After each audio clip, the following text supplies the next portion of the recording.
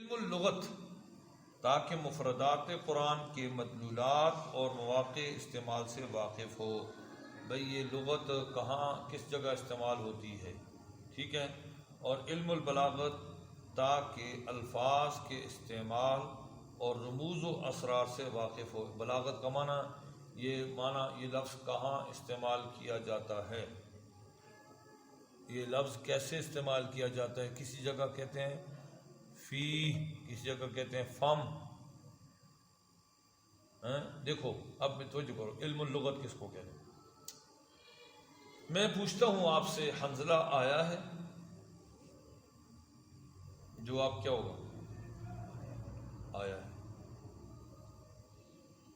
اس لیے کہ آپ کے پاس آپ کو معلوم، یا میں نے دیکھ لیا تو میں خالی ذہن ہوں، مجھے پتہ نہیں تھا تو میں ویسے پوچھا ہے کہ زید وہ حنظلہ آیا ہے. جواب آپ کا کیا ہوگا؟ آیا ہے. یا اس سے پہلے یہ آیا ساتھی تو اس نے آ کر کہا کہ جی حنظلہ آ گیا ہے، حنظلہ آ گیا. اس کا جواب کیا ہوگا؟ دوسری صورت میں پوچھتا ہوں کیا حنظلہ آیا ہے، اس کا جواب کیا ہوگا؟ تیسری صورت کیا واقعتاً حنظلہ آیا ہے، کتنی تیسری تین ہوگی. چوتھی صورت کہ نہیں یار حنظلہ ابھی تک نہیں آیا، اس نے جواب دینا ہے آیا ہے، اس نے جواب دینا ہے آیا. کتنے انداز ہو گئے؟ چار انداز ہو گئے. ان چاروں انداز کے اندر عربی لغت میں، عربی میں جو الفاظ استعمال ہوتے ہیں اس کا تعلق علم اللغت کے ساتھ ہے. پہلی صورت میں یہ آ کر کہے گا جاء حنظلہ، بھائی حنظلہ آ گیا. کیوں؟ سننے والے خالی ذہن تھے، سننے والے خالی ذہن. خالی ذہن تھے. دوسری صورت میں پوچھ رہا ہوں، اب میں خالی ذہن نہیں ہوں، میں پوچھ رہا ہوں کیا حنظلہ آیا ہے. اب میں سوال کر رہا ہوں، اس کا جواب کہے گا نعم. نعم، پہلے نعم نہیں کہا، پہلے کہا جاء حنظلہ. نعم جاء، جی ہاں حنظلہ آ گیا. ٹھیک ہے. تیسری صورت میں کیا کر رہا ہوں؟ تردد کر رہا ہوں، پتہ نہیں آیا کہ نہیں آیا. تو یہ کہے گا نعم، نعم ان حنظلہ جاء، انا کے ساتھ تاکید کرے گا، پکی بات ہے وہ آیا. اب میں شک کر رہا ہوں چوتھی صورت، نہیں یار وہ ابھی تک، واللہ، واللہ لقد، لام بھی لگائے گا، قد بھی لگائے گا، جاء حنظلہ. یہ جو قرآن کے اندر انداز مختلف ہوتے ہیں نا، یہ علم اللغت سے پتہ چلیں گے. دیکھو ایک ہی لفظ ہے، وہ ثابت کر رہے ہیں کہ فلاں بندہ آیا ہے، تو اور آگے سننے والوں کے مختلف کیفیات ہیں. یہ کیسے پتہ چلیں گی؟ علم لغت بلاغت سے. ٹھیک ہے. اچھا، علم الحدیث، پانچواں علم کون سا ہے؟ علم الحدیث. علم الحدیث. علم الحدیث کا مطلب ہوتا ہے وہ نبی کا فرمان. علم الحدیث کا معنی کیا ہے؟ نبی کا فرمان. قرآن کا سمجھنا نبی کے سمجھنے کے بغیر نہیں ہو سکتا. قرآن کا سمجھنا نبی کے فرمان کے بغیر نہیں ہو سکتا. نہیں ہو سکتا، ممکن ہی نہیں. اور قرآن کا سمجھنا نبی کے سمجھنے کے بغیر ہو ہی نہیں سکتا. ممکن ہی نہیں ہے. ٹھیک ہے. لوگ کہتے ہیں قرآن خود سمجھو، حدیث خود سمجھو، تقلید کی ضرورت نہیں. امام ابو حنیفہ کی تقلید کی ضرورت نہیں، امام شافعی کی تقلید کی ضرورت نہیں، فلاں کی تقلید کی ضرورت نہیں. خود سمجھو. جو کہے نا خود سمجھو، اس کو بولو کہ حدیث پیش کرو. وہ کہے گا حدثنا فلان قال حدثنا فلان، نہیں حدثنا نہیں، ہمیں نہیں چاہیے حدثنا. وہ حدیث پیش کرو جو رسول اللہ نے خود بیان فرمائی ہو اور آپ نے خود سنی ہو. آپ نے خود رسول اللہ سے سنیے. آپ نے بھی سنی؟ خود رسول اللہ سے سنیے، وہ بتاؤ، پھر اس کا مفہوم خود نکالو. بھئی جب یہ حدیث تمہارے پاس واسطوں سے پہنچی ہے تو اس کا معنی بھی واسطوں سے ضروری ہے. بابا جی سمجھائیے، حدیث جب تمہارے پاس کس سے پہنچی ہے؟ واسطوں کے ذریعے سے پہنچی ہے، تو اس کے اندر معنی بھی واسطوں سے.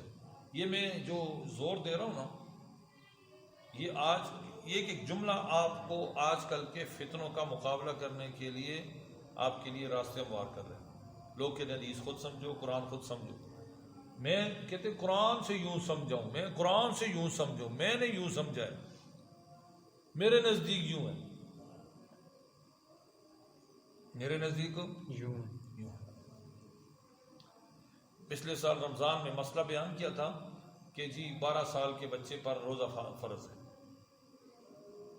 تو ہماری عوام کو ایک بڑی بیماری یہ ہوتی ہے نا، وہ تبصرہ کرتے ہیں گیٹ پر. بھئی مسئلہ میں نے بیان کیا تو دلیل بھی مجھ سے پوچھیں.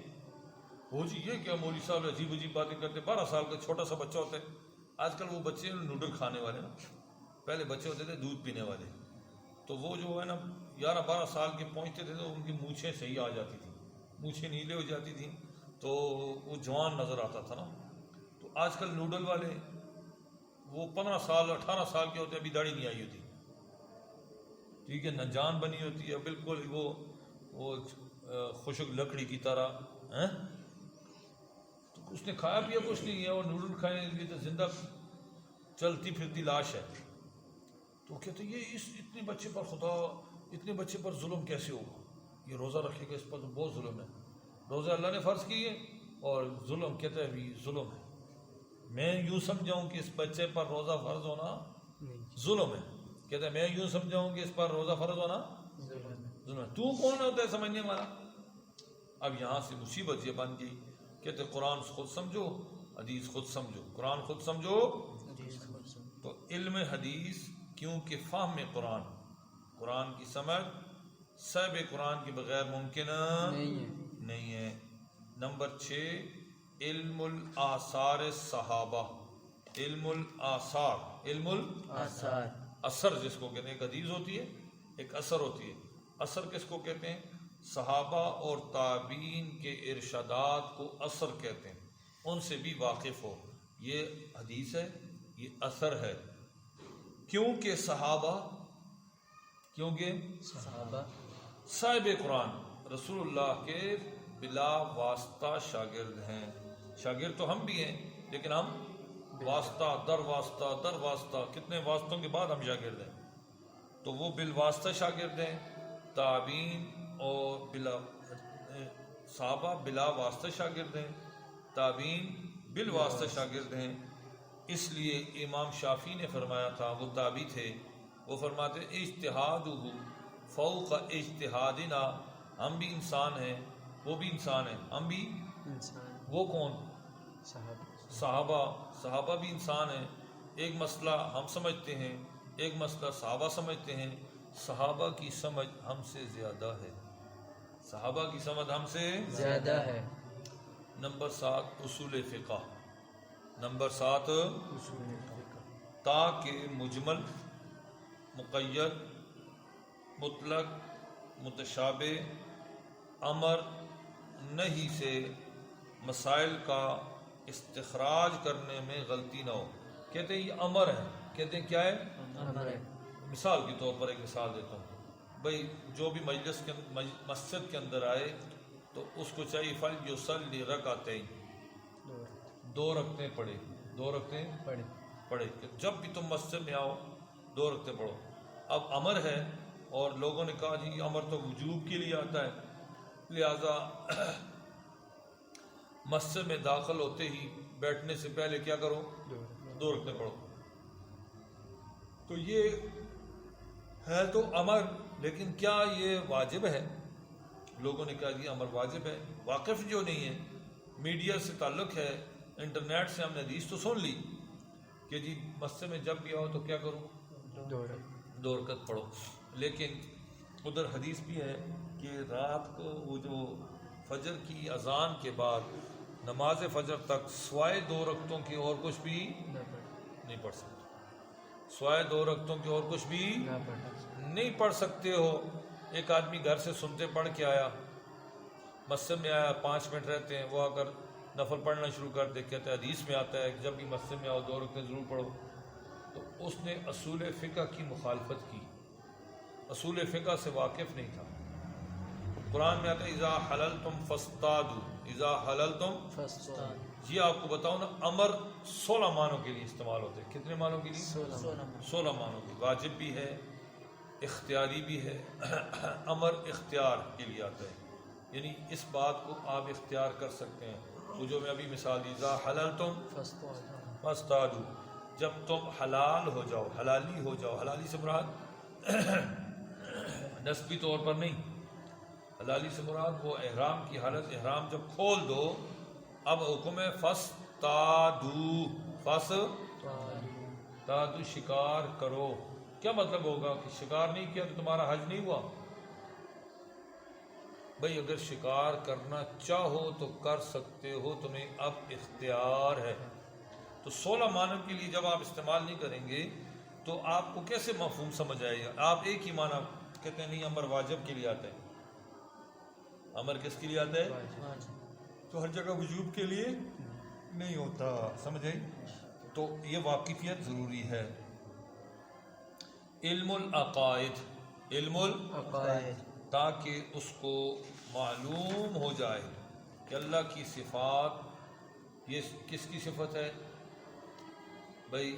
یہ صفت اللہ کی ہے, یہ نسبت اللہ کی طرف ہو رہی ہے, لہٰذا اللہ کی جو صفات ہیں وہ مخلوق سے منزہ ہیں, وہ مخلوق سے منزہ, اللہ صفات مخلوق سے, اللہ صفات مخلوق سے منزہ کا معنی ہے پاک ہے. کیا آپ کی صفت ہے جی؟ آپ سوتے بھی ہیں, آپ تو اللہ کو سونے کی ضرورت نہیں ہے.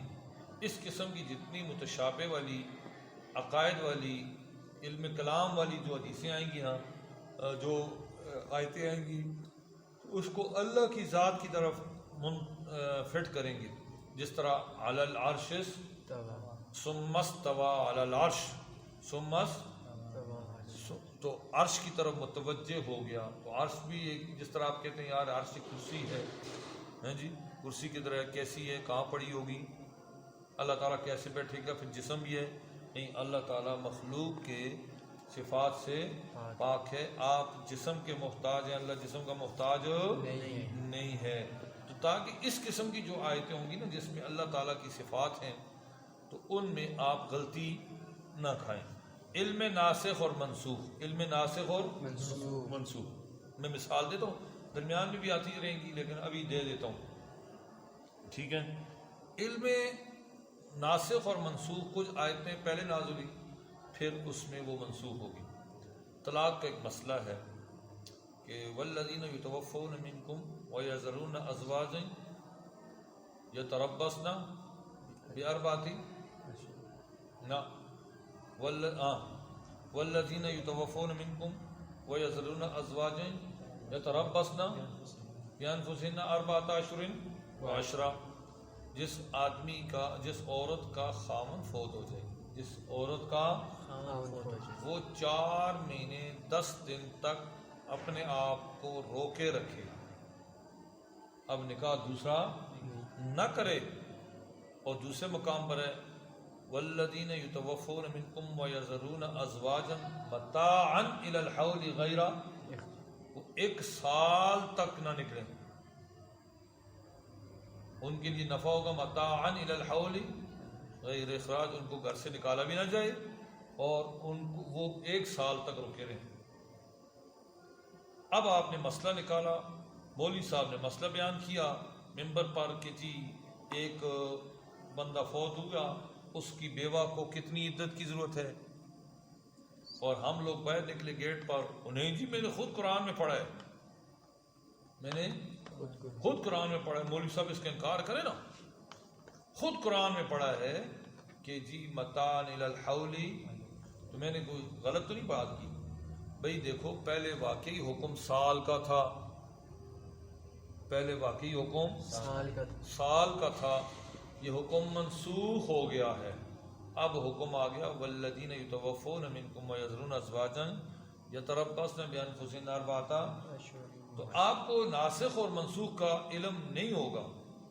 یہ کون سی آیت ہے جو میں نے ابھی پڑھی ہے؟ والذین یتوفون منکم ویذرون ازواجا یتربصن بانفسہن اربعۃ. یہ کون سی آیت ہے؟ ہاں نہیں، کون سی پارے کی آیت ہے؟ دوسرا پارہ نکالو ذرا.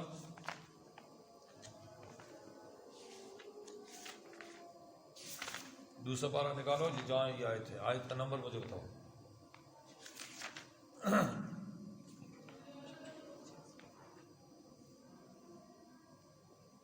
بولو جلدی کرو. 226 نمبر آئے تھے. 226 نمبر. والذین یتوفون منکم ویذرون للذین یؤلون من نسائهم تربص اربعۃ. ٹھیک ہے. والذین یتوفون منکم ویذرون ازواجا یتربصن بانفسہن اربعۃ. 234 ہے. اب یہ جو وہ آیت نکالو والذین یتوفون منکم ویذرون ازواجا متاعا الی الحول غیر اخراج. یہی ہے 240. دیکھو ایک آیت میں حکم ہے کہ عورت عدت کتنی گزارے گی؟ عورت نہیں 4 مہینے 10 دن. اور دوسری آیت میں حکم ہے کہ سال گزارے گی. سال والی جو آیت ہے وہ بعد میں ذکر ہوئی ہے، اور جو 4 مہینے 10 اور جو ہے نا 4 مہینے 10 دن والی ہے وہ پہلے ہے.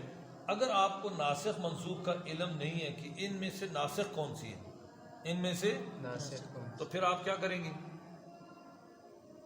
بولو کہ جی پہلے یہ آئی ہے کیونکہ 234 نمبر اس کا ہے. پہلے یہ تھی کہ 4 مہینے 10 دن، یہ منسوخ ہو گئی، اب 240 والی آئی ہے. آپ کو ناسخ اور منسوخ کا علم ہونا چاہیے. ٹھیک ہے.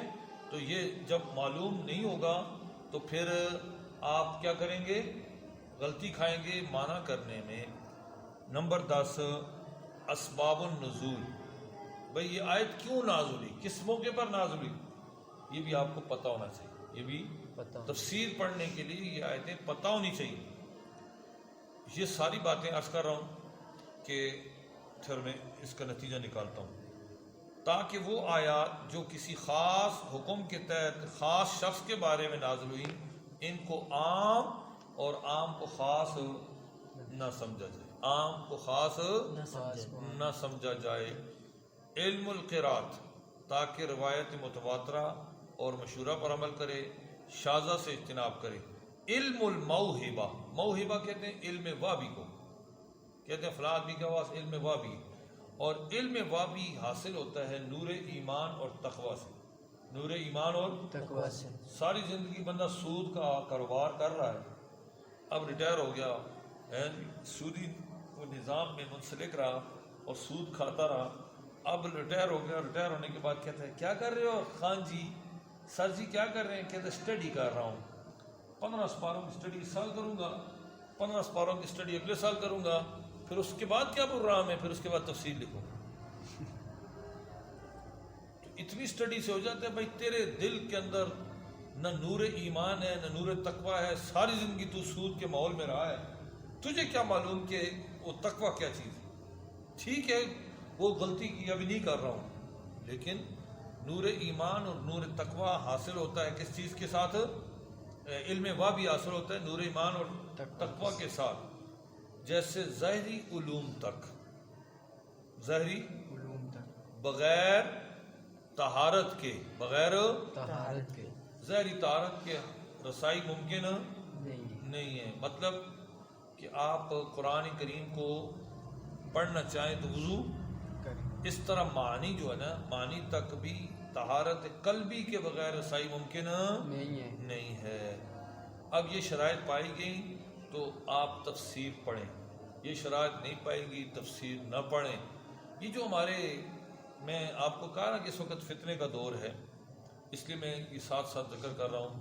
ہمارے جتنے اینکر حضرات ہیں اور ابھی رمضان اسپیشل ٹرانسمیشن کے نام سے جو سارے مفسر بن کے آ جائیں گے، اور جناب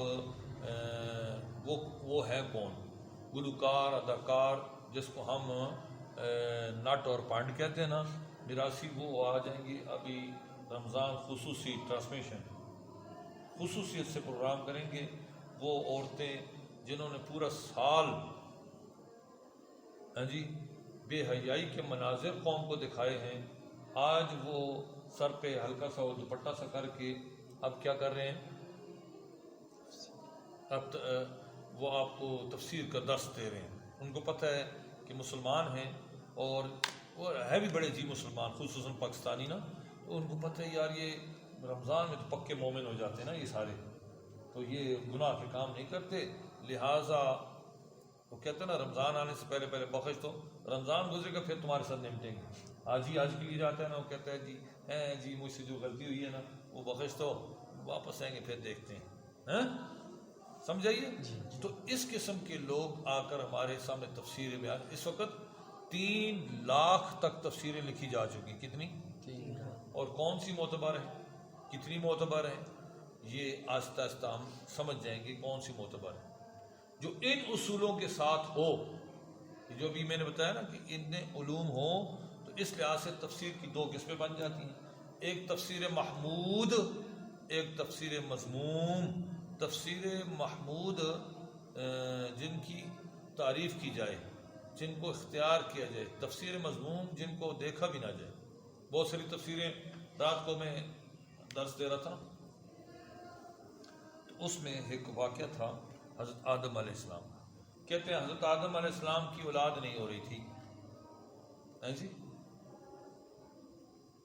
سنا تھا نا، حضرت آدم علیہ السلام کی اولاد نہیں ہو رہی تھی، تو ان کے پاس شیطان آ گیا، اس نے کہا کہ منت مانو، اگر تمہارا بیٹا پیدا ہوا نا تو اس کا نام عبد الحارث رکھو گے۔ شیطان کا نام حارث تھا، اس نے کہا کہ اس کا ایک فرشتوں میں اس کا ایک نام مشہور تھا حارث، اس نے کہا عبد الحارث رکھو گے۔ تو انہوں نے کہا ٹھیک ہے۔ اب یہ بتاؤ، نبی ہے اور نبی سے ایسی باتیں ہو سکتی ہیں؟ تو تفسیر میں لکھی ہوئی ہیں، جس نے آپ کے سامنے بیان کی ہے وہ صحیح کہہ رہا ہے کہ میں نے لکھی پڑھی ہے بھائی، تفسیر میں پڑھی ہے، لیکن کیا تفسیر ان اصولوں کے مطابق ہے یا نہیں؟ سوال یہ ہے۔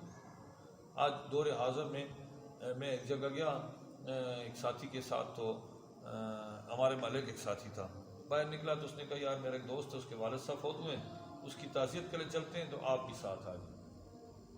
مجھے لے کر تو چلا گیا، لیکن اپنی جگہ وہ ڈر رہا تھا، اس کو پتہ تھا اس کے ساتھی کے ذہن کا، تو اس نے کہا یار کہ کہتے یار یہ پھر ایسے اشارہ کر دیا، یہ کھل کے بات نہیں کی، ایسے اشارہ کر دیا کہ یہ لوگ مطلب عجیب قسم کے ہوتے ہیں، میرا دوست ہے، یہ ہے وہ ہے، پتہ نہیں آج کل کدھر ہوتا ہے، کیا کرتا ہے، تو یہ عجیب قسم کے لوگ ہوتے ہیں، ان کا دین کے ساتھ اتنا تعلق نہیں ہوتا۔ یہ پہلے سے میری اس طرح کی اشارتاً باتیں کی، کھول کے کوئی بات نہیں کی۔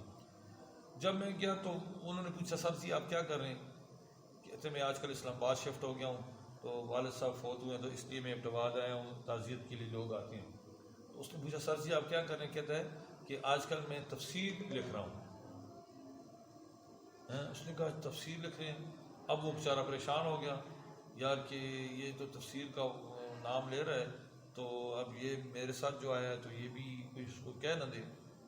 تو اس نے کہا جی اچھا، کہتا ہے لفظ آخرت پر ریسرچ کر رہا ہوں، لفظ آخرت پر، میں آج کل آخرت پر بہت ریسرچ کر رہا ہوں۔ پھر کہتا ہے قرآن میں نا من الناس من یقول آمنا باللہ ان الذین آمنوا والذین ہادوا والنصارى والصابین من آمن باللہ والیوم الآخر۔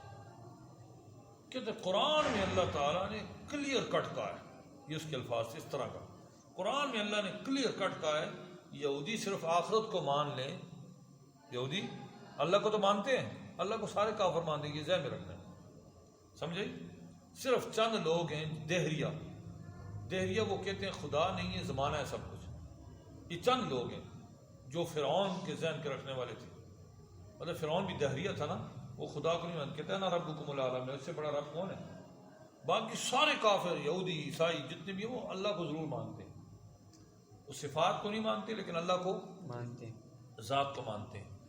اس نے کہا اللہ نے کلیئر کٹ کہا ہے کہ ان الذین آمنوا والذین ہادوا الیہودی ایمان والے والنصارى عیسائی من آمن باللہ ایمان لائے اللہ پر وبالیوم الآخر فلا خوف علیہم ولا تو آخرت کو کہتے ہیں آخرت کو مان لیں بس اتنی سی بات ہے.